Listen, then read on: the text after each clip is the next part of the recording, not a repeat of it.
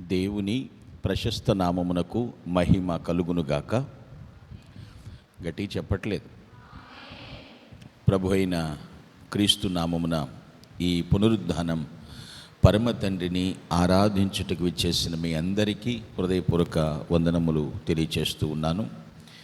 ఈరోజు మన చర్చ్కి ఎవరైనా నూతనంగా వచ్చినట్లయితే ముందుగా వారికి ప్రేమపూర్వక స్వాగతం తెలియచేస్తూ ఉన్నాను. ఈరోజు ఎవరిదన్నా బర్త్డే, బ్యాప్టిజం డే, పెద్దవారిది ఎవరైనా వెడ్డింగ్ యానివర్సరీ ఉన్నా వారికి హార్టీ విషెస్ అండ్ కంగ్రాచ్యులేషన్స్ తెలియచేస్తూ ఉన్నాను. పాడిన పాటలను బట్టి, చేసిన ఆరాధనను బట్టి ప్రభువు నామమునకే మహిమ కలుగును గాక. గట్టి చెప్దాం, ఆమేన్.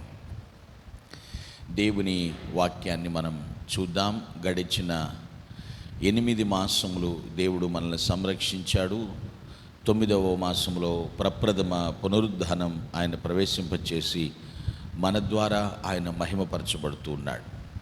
దేవునికి స్తోత్రం, హల్లెలూయా. లాస్ట్ వీక్ మనము ఒక టాపిక్ని డిస్కస్ చేస్తున్నాం. What's it? Roots for the constant blessings. స్థిరమైన ఆశీర్వాదములకు మూలాలు. Roots for the constant blessings, RCB. ఏంటి అనేటువంటి విషయాన్ని చూస్తే చాలా ఉన్నాయి. ఈ 11 గోత్రాలను ఆశీర్వదించే విధానాల్లో ఒకటి చూసాం. ఏంటది? ఫస్ట్ ఆఫ్ ఆల్ సాల్వేషన్, రక్షింపబడుట. మొట్టమొదటి మూలం అన్నమాట అది. సాల్వేషన్ అంటే ఏంటో కొంచెం వివరించాను. ఏమిటి అంటే దాంట్లో రిపెంటెన్స్ ఉండాలని చెప్పాను, రిమూవింగ్ కూడా ఉండాలి, రిఫ్రెషింగ్. అర్థమవుతుందా?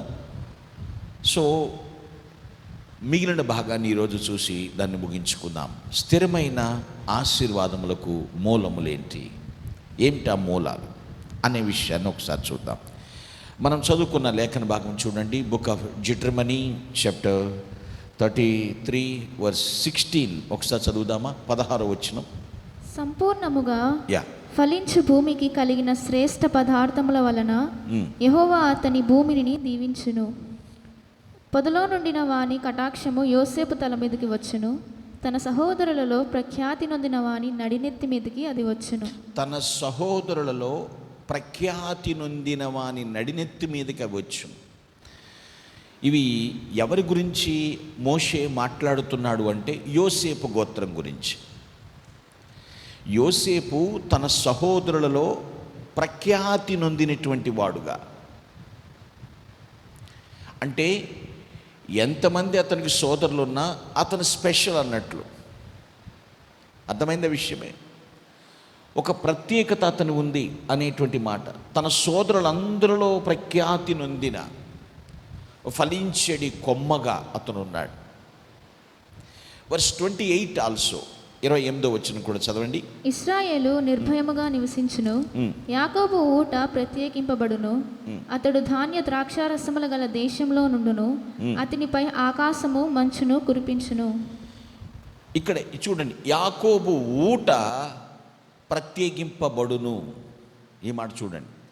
అక్కడ సోదరులందరిలో కూడా ప్రఖ్యాతి నొందినట్లుగా, మరి ప్రియమైన ముద్దుబుడ్డగా ఉన్నటువంటి ఈతను కూడా ప్రత్యేకింపబడుట.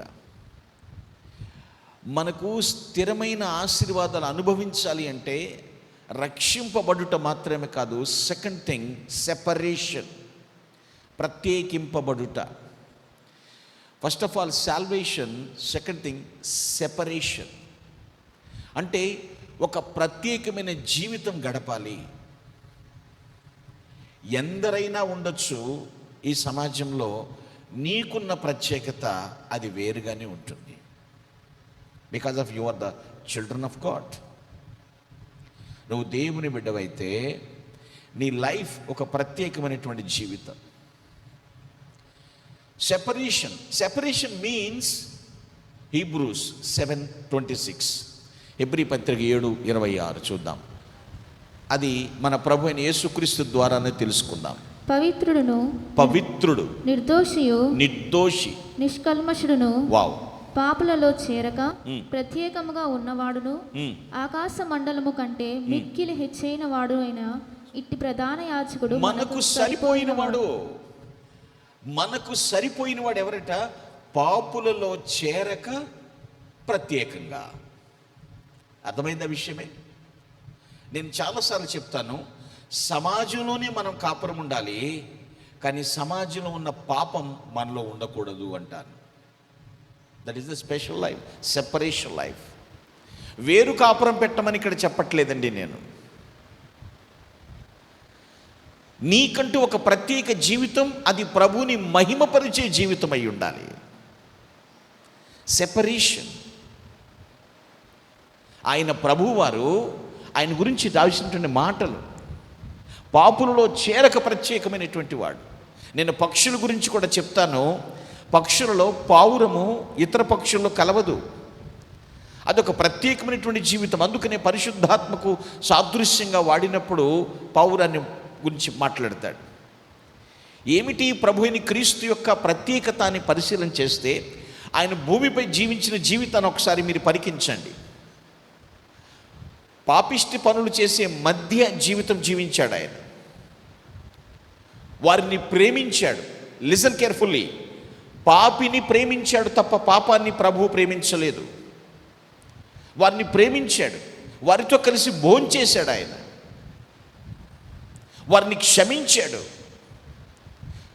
వారితో కలిసి నడిచాడు. అయినప్పటికీ ఆయన ప్రత్యేకమైన జీవితం జీవించాడు. Do you understand? Special life or separated life.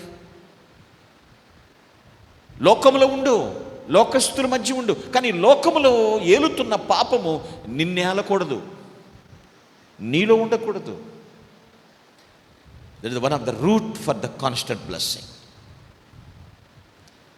Separation. ఈ మాట గుర్తుపెట్టుకోండి. ఎవరి కోసమైతే ఆయన భూమి మీదకి వచ్చాడో ఆ పాపుల కోసమే చివరికి మరణించాడు. ప్రేమించాడు. ఆ ప్రేమ ఎలా చూపించాడు? తన మరణం ద్వారా చూపించాడు. వారిని స్వీకరించాడు, తన ప్రియమైన పిల్లలుగా స్వీకరించాడు. నీలో ఆ ప్రత్యేకమైన జీవితం ఉందా? తానా అంటే తందానా అంటే ఎలా పడితే అలా జీవిస్తున్నావేమో ఒకసారి చెక్ చేసుకో. ఇది చర్చి కాదులే, ఇక్కడ దైవజనుడు లేడులే, ఇక్కడ నన్ను చూసేటువంటి క్రైస్తవులు ఎవరు లేరులే, I'm the hero, I'm the heroine behavior ఎలా ఉంది? నీకంటూ ఒక ప్రత్యేక జీవితం ఉండాలి. అలాగని అందరినీ దూరం పెట్టమని చెప్పలేదు ఇక్కడ. ఎంతమందిలో నీవు ఉన్నా యు ఆర్ సంథింగ్ స్పెషల్. నువ్వు స్థిరమైన ఆశీర్వాదాన్ని అనుభవించాలి.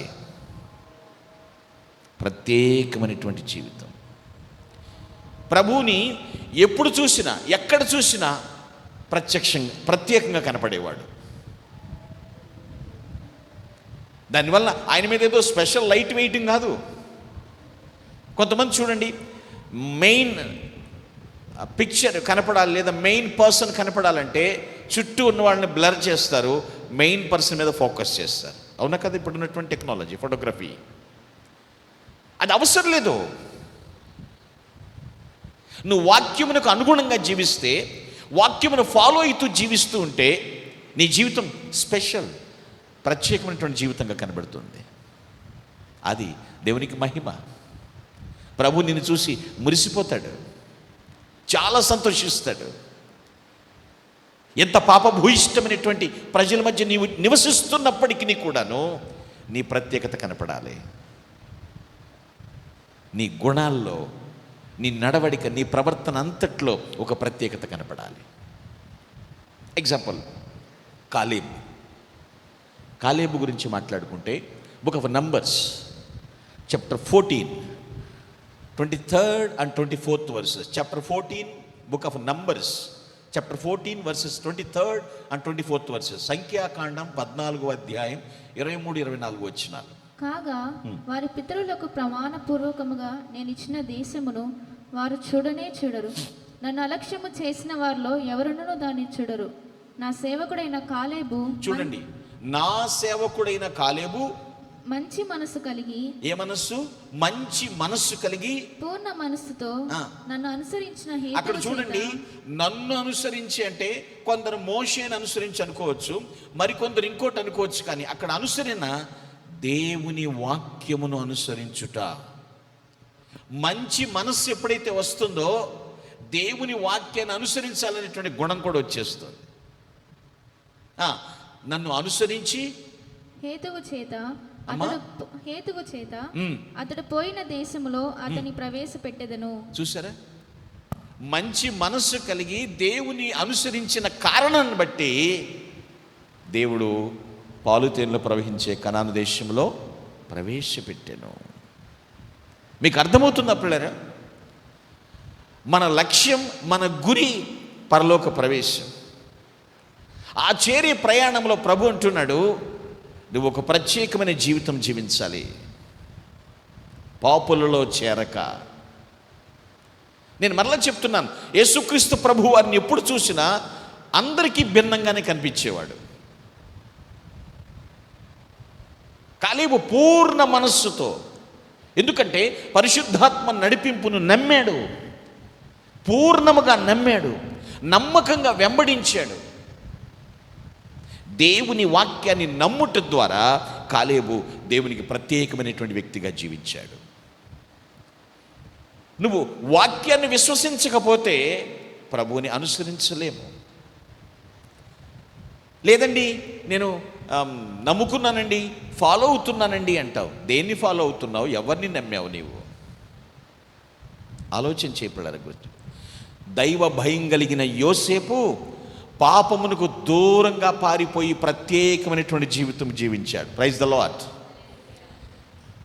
నీవు ఆయన్ని అనుసరించాలి, ఒక ప్రత్యేక జీవితం కలిగి ఉండాలంటే నీకు నా భయమో ఇంకొకరి భయమో కాదు, దైవ భయం నీకు ఉండాలి.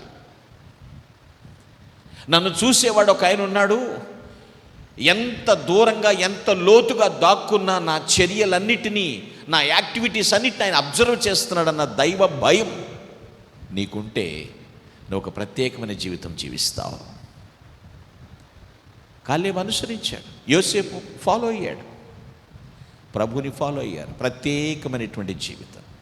నువ్వు స్థిరమైన ఆశీర్వాదాన్ని అనుభవించాలి అంటే పిల్లరా, నిన్ను చూసేవాడు ఒక ఆయన ఉన్నాడు, నీవు లెక్క అప్పచెప్పవలసిన వాడు ఒక ఆయన ఉన్నాడు. అది గుర్తెరిగినప్పుడు యథార్థంగా నువ్వు జీవిస్తావు. అబద్ధాన్ని ఆధారం చేసుకో. అప్పుడప్పుడు వచ్చే కొద్ది డబ్బుల మీద నువ్వు ఆధారపడవు. ఇక్కడ మిగిల్చుకుంటే బాగుండు, ఇక్కడ అబద్ధం ఆడితే బాగుండు, ఇక్కడ ఎక్కువ తీసుకుంటే బాగుండు అన్నది నీకు తెలియదు. దేవుడు నిన్ను గమనిస్తున్నాడు. సెపరేషన్. మీకు చాలాసార్లు చెప్పాను, ఒక యవనస్తుడు ఒక లైబ్రరీకి వెళ్తాడు. యేసు ప్రభు అంటే పడదు అతనికి. లైబ్రరీకి వెళ్ళి అన్ని లైన్లో తిరుగుతాడు, అన్ని పుస్తకాలు చూస్తాడు, అన్నీ తీస్తాడు, తోస్తాడు. అలా పైకి చూస్తాడు, ఒక పుస్తకం కనబడుతూ ఉంటుంది, అది అందట్లేదు. లైబ్రరీని పిలిచాడు, ఏమయ్యా ఏంటా బుక్ వీటన్నిటిలో కాకుండా పైకి పెట్టావేంటంటే, ఆ లైబ్రరీని అంటాడు, బాబు అది పరిశుద్ధ గ్రంథం అండి, బైబిల్, దీంట్లో కలపదండి, అది పైనే ఉంటుందండి, దేవుడు పైన ఉన్నాడండి, అందుకే ఆయన ఎప్పుడు పరిశుద్ధుడండి, పైన ఏంటి బోడి పరిశుద్ధత, తీసి కింద పడేసే పుస్తకాన్ని అన్నాడు. ఆ బైబిల్ని తీసి కింద పెట్టేసి లైబ్రరీ అని అంటున్నాడు, ఇది కూడా కరెక్టే బాబు, పైనున్న దేవుడు క్రిందనున్న భూమి మీద ఉన్న పాపులను రక్షించటానికి ఆయన భూమి మీదకి వచ్చాడు, ఇక్కడ కూడా కరెక్టేలే బాబు, ఇక్కడ కూడా ఉండొచ్చు అన్నాడు. నో, తీసేయి, కింద కూడా తీసేసేయి, ఆ పుస్తకాలు అన్నిట్లో కలిపేసేయి. ఆ పుస్తకాల మధ్యలో పెట్టేసి మరలా లైబ్రరీ ఆయన అంటాడు, ఇది కూడా కరెక్టేలే బాబు, ఆయన పైనున్న తండ్రికి క్రిందనున్నటువంటి భూమి మీద ఉన్న పాపులకి మధ్యవర్తిత్వం చేశాడు కాబట్టి ఇక్కడ ఉండడం కరెక్టే. నో, తీసి దూరంగా పారేసేయి. మళ్ళీ లైబ్రరీని తీసి దూరంగా పెట్టి, బాబు ఇది కూడా కరెక్టే, ఆయన పాపులలో చేరక ప్రత్యేకమైనటువంటి వ్యక్తి అని. చిచి చాలా అవమానం కలిగింది అతనికి. నీ లైబ్రరీకి రావడం నా తప్పని ఇంటికి వెళ్ళిపోయి అలిగి మంచానికి అడ్డంగా పడుకుని ఆలోచిస్తూ నిద్రపోయాడు. ఆ రాత్రి ఆ కుర్రవాడిని ప్రభు దర్శించాడు. మారు మనస్సు పొందాడు. అతను రక్షింపబడి దేవుని సాక్షిగా జీవించాడు ఆయన. Praise the Lord. నేను ఎందుకు చెప్తున్నాను తెలిసి ఈ మాట, నీకంటూ ఒక ప్రత్యేకత ఉండాలి. నువ్వు నిజంగా దైవభయం కలిగి వాక్యమును విశ్వసించి వాక్యాన్ని దేవుణ్ణి అనుసరించినట్లయితే దేవుడు వాగ్దానము చేసినటువంటి దేశంలో కాలేబును ప్రవేశింపజేసినట్లుగా మనల్ని కూడా ప్రవేశింపజేస్తాడు. సెపరేషన్, అది స్థిరమైన ఆశీర్వాదం. ఇలా పలకరించి అలా వెళ్ళిపోయే బ్లెస్సింగ్స్ గురించి నేను మీకు చెప్పదలుచుకోలేదు. అవి కామన్గా వస్తూ ఉంటాయి, వెళుతూ ఉంటాయి. Roots for the constant blessings. మొదటిది సాల్వేషన్ అయితే రెండవది ఏంటండి? సెపరేషన్, ఒక special life. Thirdly, come to our text, Deuteronomy 33 verse 23, 33-23 చదువుదాం. ద్వితీయోపదేశకాండం. నఫ్తాలిని గూర్చి ఇట్లా నేను కటాక్షము చేత తృప్తి పొందిన నఫ్తాలి, యెహోవా దీవెన చేత నింపబడిన నఫ్తాలి, పశ్చిమ దక్షిణ దిక్కులను స్వాధీనపరచుకొనుము. ఇక్కడ చూడండి, నఫ్తాలి గోత్రం. నఫ్తాలి గోత్రం యొక్క స్థిరమైన నివాసం ఎక్కడంటే గలిలయ సరస్సుకి పశ్చిమ దశ అన్నమాట. అంతా గలిలయ సముద్రానికి వెస్ట్ సైడు అదంతా నఫ్తాలి గోత్రానికి దేవుడు ఇచ్చాడు. ఇక్కడ ఏమంటున్నాడు? కటాక్షము చేత తృప్తి పొందిన నఫ్తాలి, యెహోవా దీవెన చేత నింపబడిన నఫ్తాలి. దేవుడు దీవిస్తే కంప్లీట్నెస్ ఉంటుందండి, నింపబడతారు, తృప్తి చెందటం. ఇప్పుడు 28వ వచనం కూడా చదువుదామా? 28. ఇశ్రాయేలు నిర్భయముగా నివసించును, యాకోబు ఊట ప్రత్యేకింపబడును, అతడు ధాన్య ద్రాక్షారసములు గల దేశములో నుండును, అతనిపై ఆకాశము మంచును కురిపించును. చూడండి, ధాన్యం ఉంది, ద్రాక్షారసం ఉంది. అర్థమవుతుంది ఇక్కడ విషయమే. సమృద్ధి, ఆకాశపు మంచు కూడా కురిపించబడుతుంది. కొన్ని పంటలకి వర్షం ఎంత అవసరమో కొన్ని పంటలకు మంచు కూడా అంత అవసరం. ధాన్యము సమృద్ధిగా, ద్రాక్షరసము సమృద్ధిగా. ఇక్కడ ధాన్యము దంచి తీయబడిన పిండి ద్వారా తయారు చేయబడిన రొట్టె, ప్రభు అయినటువంటి యేసుక్రీస్తు శరీరం దంచబడింది.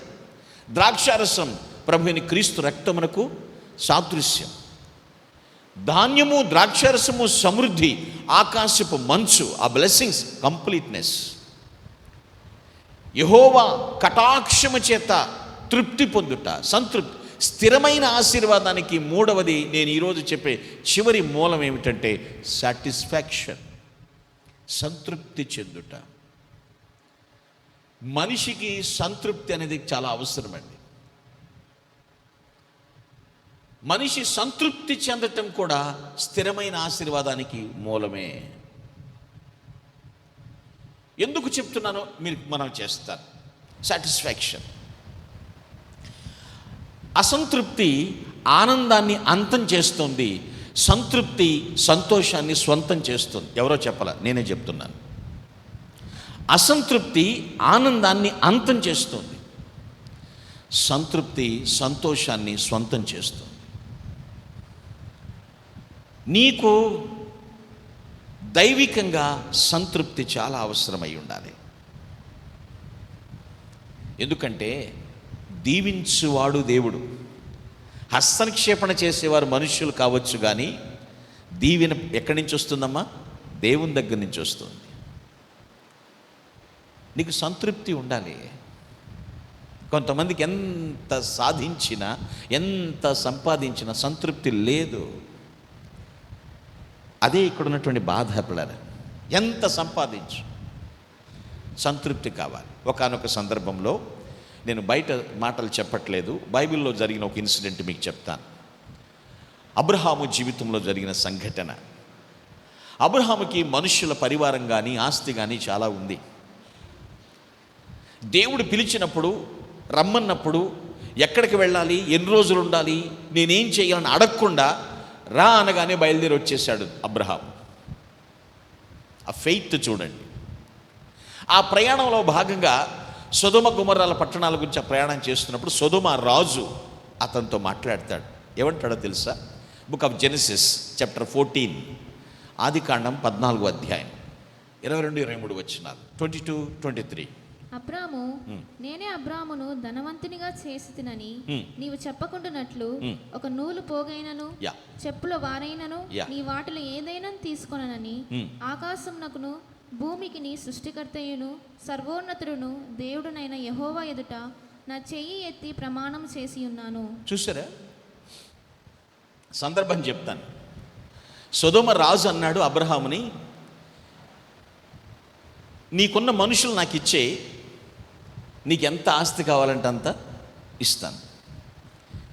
ఇప్పుడు అబ్రహాము ప్రయాణం ఎవరు పిలిస్తే ఎవరు చేయమంటే చేస్తున్నాడు అక్కడ, అర్థమైంది విషయమే. ఇప్పుడు అబ్రహాముకి ఇక్కడ ఆస్తి అవసరం అంటారా, ఆత్మీయత అవసరమా? అందరు చెప్పాలి. అబ్రహాముకు ఆల్రెడీ మనుషుల పరిగణం చాలా ఉంది, పరివారం. రాజు అంటున్నాడు, ఆఫర్ ఇస్తున్నాడు, నీ మనుషులు నాకు ఇచ్చే, నీకు ఎంత కావాలంటే అంత ఆస్తి తీసుకో. వెంటనే అబ్రహాము తడుముకోలేదండి, వెంటనే రిప్లై ఇచ్చాడు. రేపటి రోజు నువ్వేం చెప్తావో తెలుసా సొదొమ రాజా? అబ్రహాముని నేనే ధనవంతుని చేశానని చెప్తావు. అంటే దేవుడికి చెందాల్సిన మహిమ ఎవరికి వస్తుంది? నీకు. నాకు ఆస్తి అవసరం లేదు. కొంతమంది చూడండి, అవసరం లేకపోయినా అప్పులు తీసుకుంటూ ఉంటారు, అదొక దరిద్రపు జీవితం. అవసరం లేదు, అప్పులు తీసుకుంటూ ఉంటారు. రేపటి రోజున ఆ వ్యక్తి ఏమంటాడు? దానికి నేను ఇచ్చా, అదో ఎగురుతుంది కానీ, అడో ఎగురుతున్నాడు కానీ నేను ఇవ్వకపోతే దిక్కు లేదు ఆడికి అంటారా అనరండి? అవసరం లేనప్పుడు అప్పులు చేయమాక. అలాగని అవసరం ఉందని అప్పు చేయమని నేను చెప్పట్లేదండోయ్. మరి ఇలా మరి మీరు దాన్ని తిప్పొద్దు దయచేసి. ఇక్కడ అబ్రహాము ఓపెన్గా చెప్తున్నాడు, నేనే అబ్రహామును ధనవంతుని చేశానని నువ్వు చెప్పకూడదు సొదొమ రాజా. నీ నుంచి నాకు నూలు పోకూడవద్దు, చెప్పులు వారుకూడవద్దు, నా దేవుని ఎదుటి నేను నీతో మాట్లాడుతున్నాను అంటున్నాడు అబ్రహాం. ఇప్పుడు అబ్రహాము సంతృప్తిగా ఉన్నాడా, అసంతృప్తిగా ఉన్నాడా? చెప్పాలి. చాలా సంతృప్తిగా ఉన్నాడు. దేవుడు నాకు ఇచ్చింది చాలు, ఇంకా ఇవ్వాలనుకుంటే ఆయన ఇస్తాడు, కానీ ఇలా ఇవ్వడు నాకు, ఇలా ఇవ్వడు. నిజంగా చెప్తున్నాను వినండి, నీ రెక్కల కష్టం నువ్వు చేయి, దేవుడు నీకు ఇచ్చింది అంత తృప్తిగా ఉండు. అలా కాకుండా నువ్వు ఏదైనా చేసావా ఏమైపోద్ది? బిలాముకి ఏమైంది? బిలాము తప్పుడు ప్రవచనం చెప్పడానికి డబ్బు తీసుకున్నాడు. అందుకే కొంతమంది మహా భక్తులు చెప్పారు, బిలాము డబ్బుకి గులామైపోయాడు అన్నారు. బిలాం మాత్రమే కాదండి, నాటి నుండి నేటి వరకు కూడా కొంతమంది వారికి వస్తున్నటువంటి అక్రమ ధనం ఎక్కడి నుంచి వస్తుందో, ఎటు వెళ్తుందో, చివరికి ఏమవుతుందో తెలియకుండా కూడా జీవించేస్తున్నారు. సంతృప్తి లేదా నీ జీవితానికి? స్థిరమైన ఆశీర్వాదం నీకొద్దా? సాటిస్ఫాక్షన్.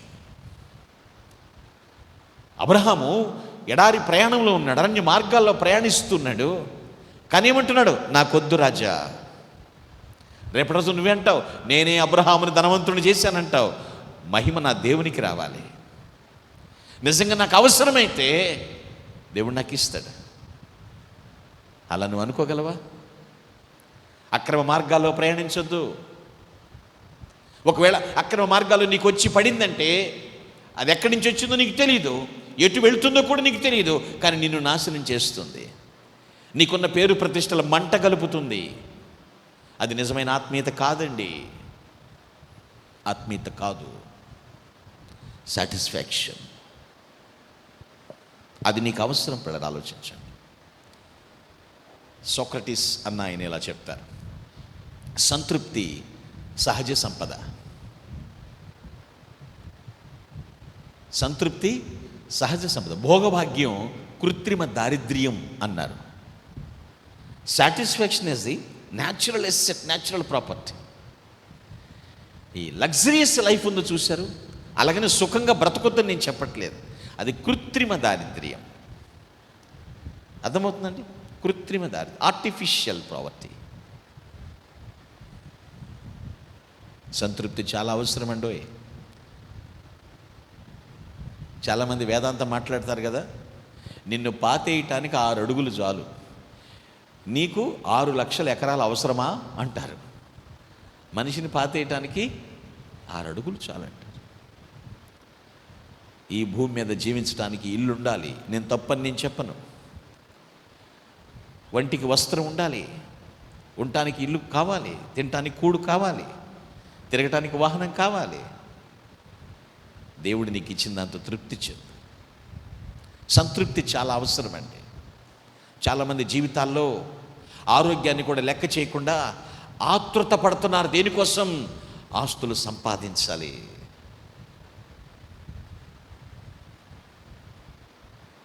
ఏమైపోతావో చివరికి. దేవుణ్ణి కూడా పక్కన పెట్టి దైవిక భక్తిని కూడా తక్కువ చేసుకుని సంపాదనే ధ్యేయంగా బ్రతుకుతున్న వాళ్ళ చావులు చూస్తుంటే చాలా భయమేస్తుందండి, చాలా భయమేస్తుంది.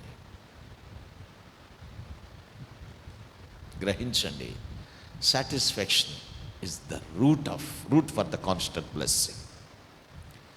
సంతృప్తి అవసరం. యోసేపు సంతృప్తి నఫ్తాలి గోత్రం దేవుని కటాక్షం చేత, దేవుని దీవెన చేత సంతృప్తి చెందింది. ఒకటే చెప్పాడు అబ్రహాము, దైవభక్తి లేని వారి దగ్గర నుంచి ఎంత వచ్చినా సరే నాకు వద్దు అని గంభీరంగా నిరాకరించాడు. సొదొమ దైవభక్తి ఉందా? దైవభక్తి ఉంటే అలాంటి మాట మాట్లాడు. ఆ మాట వేరుగా ఉంటుంది, ఆ యాటిట్యూడ్ వేరుగా ఉంటుందండి. కొంతమంది యాటిట్యూడ్ చూడండి చాలా డిఫరెంట్గా ఉంటుంది. పొజిషన్ బాగోలేనప్పుడు ఒకలా ఉంటుంది, పొజిషన్ బాగున్నప్పుడు హెడ్ వెయిట్ పెరిగిపోతూ ఉంటుంది. హెడ్ వెయిట్ అయితే ఆహా ఓహో చూడరు కొందరు, పట్టించుకోరు. ఆయన మహిమను వదిలి మహికే తెంచాడు ప్రభు అయినటువంటి క్రీస్తు. ఈ పొడమి మీద జన్మించాడు పసిబాలుడుగా. అందరినీ ప్రేమించి అందరి కొరకు ప్రాణత్యాగం చేశాడు. అందుకేనండి అబ్రహాం, నేనే అబ్రహామును ధనవంతం చేశాను నువ్వు చెప్పకూడదు. ఆ మహిమ దేవునికి రావాలి. రూట్స్ ఫర్ కాన్స్టెంట్ బ్లెస్సింగ్స్, స్థిరమైన ఆశీర్వాదములకు మూలాలు. నేను ముగింపులోకి వస్తున్నాను పిల్లలు, ఆలోచించండి. Topic of the roots for constant blessings. First of all salvation, రక్షింపబడుట. ఎలా జరుగుతుంది అది? రిపెంటెన్స్ ఉండాలి, పాపము దూరంగా పారవేసాలి, రిమూవింగ్, రిఫ్రెష్ అవ్వాలి, ఎప్పటికప్పుడు రిఫ్రెష్ అవ్వాలి. సెకండ్లీ సెపరేషన్, ఒక ప్రత్యేకమైనటువంటి జీవితం జీవించాలి, ప్రత్యేకించబడుట. థర్డ్ అండ్ ఫైనలీ సాటిస్ఫాక్షన్, సంతృప్తి కావాలి. చూసిందల్లా నాదనుకోవద్దు. భోజనానికి 1,00,000 వడ్డిస్తూ ఉంటా, వస్తారు, నువ్వు తినందాన్ని వద్దని చెప్పు, అంతే తప్ప అన్నీ వేసేసుకుని అన్నీ తినేసి అడ్డంగా పడిపోవద్దు. నీకేది ఇష్టమో, నీ బాడీకి ఏది పడుతుందో అదే తీసుకో, వేస్ట్ చేయొద్దు. తినాలని ఉందా, కొద్దిగా వేసుకో. సాటిస్ఫాక్షన్ కావాలి. కొంతమంది డాక్టర్స్ చెప్తారు కొద్దిగా గ్యాప్ ఉంచుకోండి అంటారు తినటానికి. ఎంతంట? కొద్దిగా. మరి అది డైజెస్ట్, ఆ మిషన్ ఆడాలి కదా, లోపల మిషన్ ఆడాలి, పని చేయాలి. మొత్తం క్లోజ్ చేసి ఇక్కడ దాకా ఏలు పెడితే అందేటట్టు ఉంటే ఎట్లా?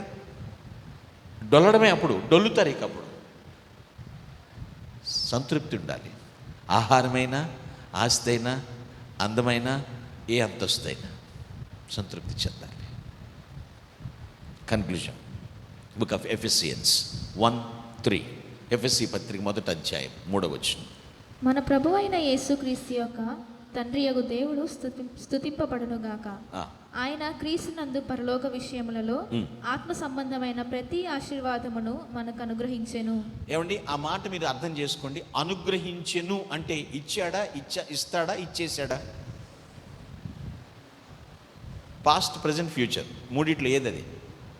అనుగ్రహించెను, ఇచ్చాడా, ఇస్తాడా, ఇచ్చేసాడా?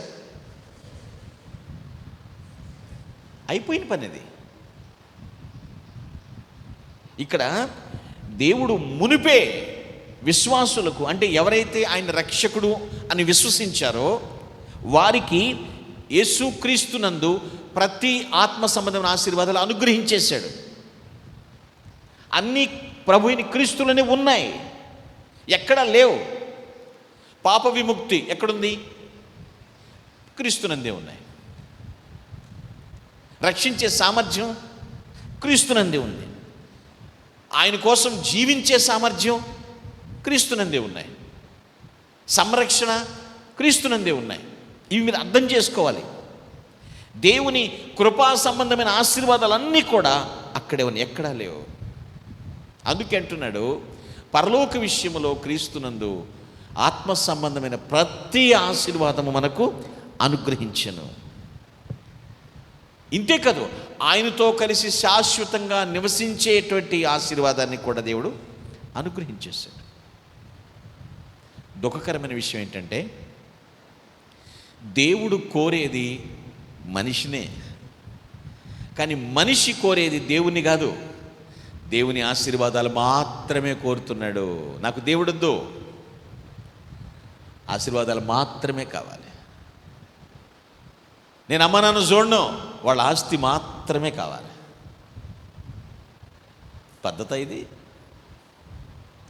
ఏ మాత్రం కూడా కరెక్ట్ కాదు.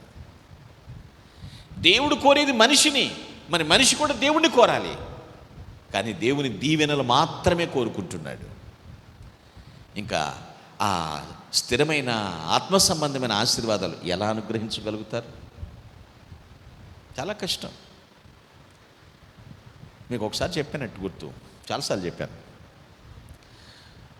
ఒక దైవజనుడు ఒక మీటింగ్కి వెళ్తూ బస్ స్టాండ్లో దిగి కారు వచ్చింది ఆయన కోసం, కారులో వెళ్తున్నాడు. చాలాసేపు సైలెంట్గా ఉంది కారు, వెనకాల ఈయన కూర్చున్నాడు, డ్రైవర్ గారు డ్రైవ్ చేస్తున్నారు. ఈ సైలెన్స్ని బ్రేక్ చేయటం కోసం డ్రైవర్ గారు ఏం చేశారంటే ఒక పాట పెట్టాడు, డెక్స్. ఆ పాట ఏంటంటే, నీకు రాసిస్తా రాయలసీమ అన్న పాట వస్తుంది. ఏం పాట అది? నీకు రాసిస్తా రాయలసీమ. అంటే హీరోయిన్ అతన్ని ప్రేమిస్తే రాయలసీమ మొత్తాన్ని రాసిస్తా అన్నట్లుగా ఆ పాట అర్థం. మీరు ఒకసారి ఆలోచించండి. ఈ వాక్యాన్ని జ్ఞాపకం చేసుకుని ఎఫ్ఎస్సి 1:3,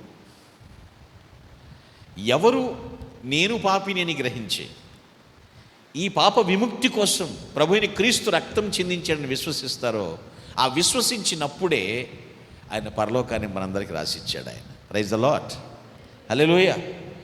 నాట్ ఓన్లీ రాయలసీమ, పరలోకాన్ని ఆయన రాసిచ్చాడు. ఎంత గొప్ప దీవెనండి. ఆయన నిన్ను కోరుతున్నప్పుడు నీవు కూడా దేవుణ్ణే కోరాలి తప్ప ఓన్లీ బ్లెస్సింగ్స్ కాదు. ఆయన కోరుకు, ఆయన ఉన్న చోటల్లా బ్లెస్సింగ్స్ ఉంటాయి. రాజు ఎక్కడుంటే రాజ్యం అక్కడే కదమ్మా. రాజు నీ ఇంట్లో ఉంటే రాజ్యం నీ ఇంటి దగ్గరే ఉంటుంది. రాజు నీ హృది గదిలో మది గదిలో నివసిస్తే నీ సంతోషానికి అవధులు ఉండవు. అది కోరుకోవాలి ఖచ్చితంగా. ఒక ఆయన మంచి పంట పండే పొలాలన్నింటినీ రొయ్యల చెరువుగా మార్చేశాడు. వరి పంట పండే పొలాలు రొయ్యల చెరువుగా మార్చేశాడు. మొత్తం ఉన్న తనకున్న భూమి అంతట్లో కూడా రొయ్యల చెరువు వేశాడు. పూర్తిగా దివాళా తీసేశాడు. మొత్తం నష్టమే. ఇక ఆత్మహత్య శరణ్యం ఆయనకి. కానీ ఎవరో చెప్పారు, నువ్వు ప్రార్థన చేయించుకో, ప్రభువుని విశ్వసించు, దైవజనుని తీసుకెళ్ళి ప్రార్థన చేయించు, లేదా ఆయన రానన్నా నువ్వు ఆయన దగ్గరికి వెళ్ళి చర్చిలో అతని గురించి ప్రార్థన చేయించు, నీకు మంచి జరుగుద్దని చెప్పారు. ఇది జరిగిన సంఘటన ఇది. ఎందుకంటే అప్పటికే దరిదాపు 50 లక్షల దాకా లాస్ అయిపోయాడు అతను. ఆ లాస్ విషయంలో పోయిన అమ్మగా ఇంకా ఎంత హీనంగా వేసుకున్నా అతనికి 20 నుంచి 30 లక్షలు అప్పే ఉండిపోయింది. అలాంటి సమయంలో కొత్తగా రొయ్యి పిల్లను కొని ఆ చెరువుల్లో వదలటానికి ముందు దైవజనుడి దగ్గరికి వచ్చి ప్రేయర్ చేయించుకున్నాను. ఆయన ప్రార్థన చేశారు, ఏం ఆశించలేదు ఆయన. ఈయన ఏం చెప్పాడంటే, నాకు ఖచ్చితంగా ఈసారి పంట వేస్తున్నాను, మొత్తం అమ్మేగా నా అప్పులు పోగా ఎంత వస్తే అంత లాభంలో ఖచ్చితంగా నేను దేవునికి దశమ భాగం ఇస్తాను అన్నాడు. ఆయన ప్రామిస్ చేసింది, దైవజనుడు అడగలేదు. ప్రార్థన చేశారు, పంపించారు.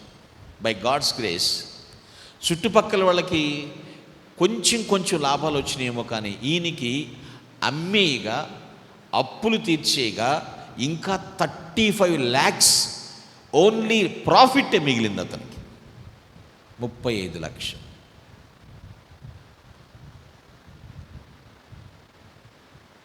మాట మీద నిలబడాలి కదా, దేవుని సన్నిధికి వచ్చి సాక్ష్యం ఇవ్వాలి కదా, దేవుడు చేసిన కార్యం కదా అది, తను అనుకున్న మొక్కుబడి చెల్లించుకోవాలి కదా.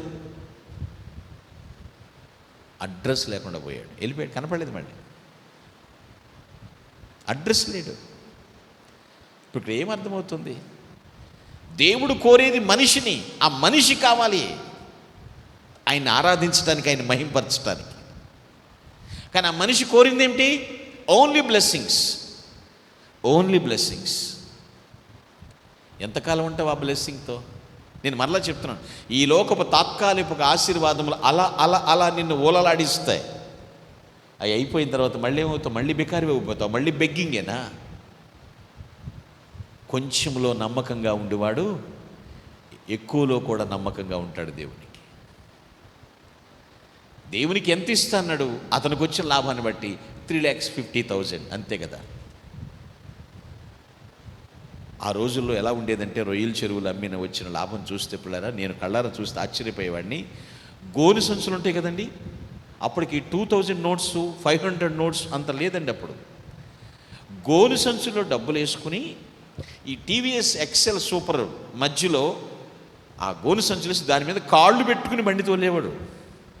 డబ్బు మీద అంత ధీమా. ఏది నీ నమ్మకత్వం? ఆయన ఎప్పుడో నువ్వు విశ్వసించినప్పుడే రక్షకునిగా నీ హృదయంలో మార్పు వచ్చి నీ హృదయం సింహాసనం మీద ప్రభువుకి సింహాసనం వేసినప్పుడే పరలోక సవిష్యములు అన్ని ఆశీర్వాదాలు ఇచ్చాడు. అవి నీవు పొందలేకపోతున్నావు. సాల్వేషన్, సెపరేషన్ అండ్ సాటిస్ఫాక్షన్, ఇవి మూలాలు. స్థిరమైన ఆశీర్వాదాలు అనుభవించటానికి మూలాలు. అట్టి దీవెనలన్నీ నువ్వు పొందుదువుగాక. ఆమేన్. ప్లీజ్ అలా close your eyes, let us pray. అందరూ తలలు వంచండి, కళ్ళు మూసుకునండి, ప్రార్థనాపూర్వకంగా ఉందాం. విన్న వాక్యాన్ని ఒకసారి నెమరు వేసుకోండి. నువ్వు అనుభవించగలుగుతున్నావు ఆశీర్వాదాల్ని, ఆధ్యాత్మిక ఆశీర్వాదాలు, స్థిరమైనటువంటి ఆశీర్వాదాలు. నీకు కావలసింది దేవుడా, ఆయన దీవెనలు మాత్రమేనా? ప్రభువా, నేను వాక్య ప్రకారం భక్తుల వలె నేను జీవిస్తాను, నీ వాక్యమును అనుసరిస్తాను అన్నట్లయితే నీ చెయ్యెత్తి దేవుని సన్నిధిలో ఒక తీర్మానం చేసుకో. సిగ్గుపడద్దు. నీ ప్రక్కన ప్రభు నిలబడి ఉన్నాడు. నీ తీర్మానం ఏమిటి అని అడుగుతున్నాడు. What is your decision? Are you obeying to the word of God? Thank you my dear church. Please put down your hands. మీ చేతులు దించండి, మీకోసం ప్రార్థిస్తాను. దయామయుడు అయిన మా ప్రభువానికి స్తోత్రం. రాజుల రాజ్యానికి వందనాలు నాయన. ఈరోజు ఎందరైతే ఆత్మ సంబంధమైన స్థిరమైన ఆశీర్వాదాలు పొందటానికి నేను వాక్య ప్రకారం జీవిస్తానని తీర్మానించుకున్నారో, దయచేసి వారి తీర్మానములు స్థిరపరచండి, వారి స్తుతులు స్వీకరించండి, వారిని ప్రత్యేకంగా దీవించమని ప్రభు అయిన క్రీస్తు నామమున ప్రార్థించి స్తుతిస్తున్నాను తండ్రి. ఆమేన్, ఆమేన్. డియర్ చర్చ్, అందరూ అలాగే కళ్ళు మూసుకుని శిలువ ధ్యానంలో గడుపుదాం. ప్రభు అయిన యేసుక్రీస్తు యొక్క శిలువ మరణ పునరుద్ధానములను జ్ఞాపకం చేసుకుందాం. ఆయన శరీరమును, ఆయన రక్తమును తీసుకునే సమయం ఆసన్నమైంది. ఒక్కసారి మరల మనం చెక్ చేసుకుందామా? గడిచిన పునరుద్ధానం నుంచి ఈ పునరుద్ధానం వరకు నీ లైఫ్ ఎలా ఉందో ఒకసారి రివ్యూ చేసుకో. నీ చూపులు ఎక్కడైనా పాడైనవా? క్షమించమని దేవుణ్ణి అడుగు. నీ మాటలు ఎక్కడైనా తప్పుగా వచ్చినవా? మన్నించమని అడుగు ప్రభువుని. తలంపులు భ్రష్టు పట్టినవా? నడత చెడిపోయిందా? దిద్దుకో, సరిచేసుకో. అంతే తప్ప అయోగ్యంగా, అసమాధానంగా ఆయన బల్లలో చేయి వేసే ప్రయత్నం చేయొద్దు. అలా చేస్తే దేవుని దృష్టిలో అపరాధి అవుతావు, అనారోగ్యం పాలవుతావు, ఆయుష్ తక్కువ అవుతుందని వాక్యం హెచ్చరిస్తోంది.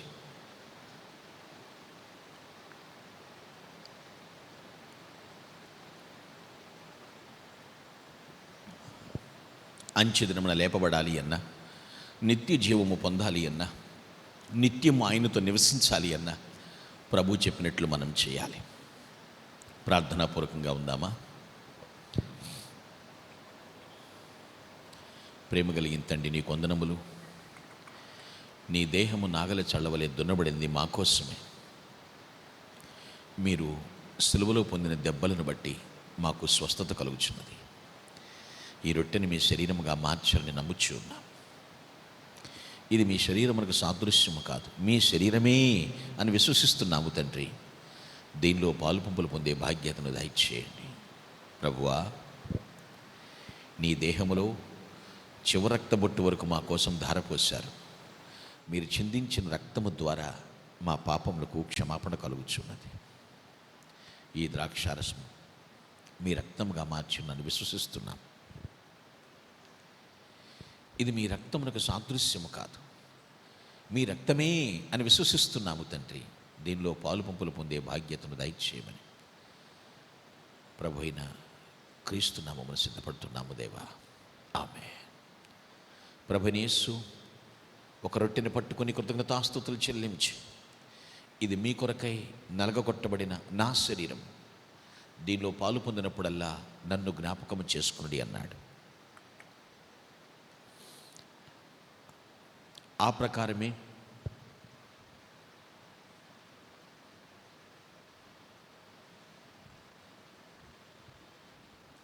ఆయన ఒక పాత్రను పట్టుకుని కృతజ్ఞతాస్తుతులు చెల్లించి, ఇది మీ కొరకై చిందించబడిన నిబంధన రక్తం, దీనిలో పాలు పొందినప్పుడల్లా నన్ను జ్ఞాపకము చేసుకునుడి అన్నాడు. Dear church, are you ready to take the holy communion? Please come forward. First ladies. ఎవరైతే రక్షింపబడి బాప్తిస్మం పొంది ఆయన కుటుంబ సభ్యులుగా జీవిస్తున్నారు, అటువంటి వారు ఆయన శరీరం రక్తం తీసుకోవటానికి ముందుకు రమ్మని ఆహ్వానిస్తున్నాను. ముందు స్త్రీలను ఆహ్వానిస్తున్నాను. వచ్చేవారికి దారి ఇవ్వండి. అందరూ కూడా శిలువ ధ్యానంలో ప్రార్థనాపూర్వకంగా ఉండండి. ఎవరు అటు ఇటు చూడొద్దు అన్న ఆలోచన ఉండొద్దు.